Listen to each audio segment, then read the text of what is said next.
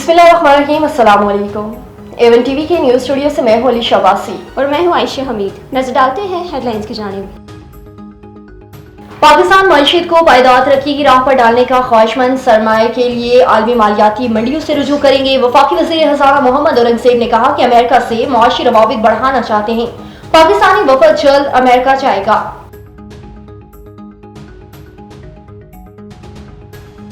कराची में दरिया सिंध पर नई नहरों के खिलाफ एहतजाज। क्लिफ्टन 3 तलवार पर तलबा की रैली। गुलशन हदीद में वुकला का धरना। खैरपुर में बबरलू बाईपास पर वुकला के धरने का 5वां रोज। तलबा बड़ी तादाद में धरने में शरीक हुए। कौमी शराहों की बंदिश। सिंध और पंजाब में ट्रैफिक मुअत्तल।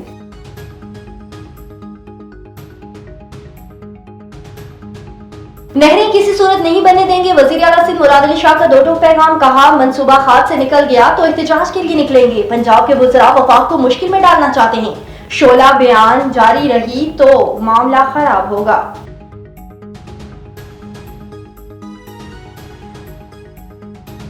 वज़ीर आज़म शहबाज शरीफ 2 रोज़ा दौरे पर तुर्किया चले गए। सदर रजब तैयब एर्दोगान और अहम शख्सियात से मुलाकातें शेड्यूल। दो तरफा ताल्लुकात, इलाक़ाई और आलमी अमूर पर बात होगी।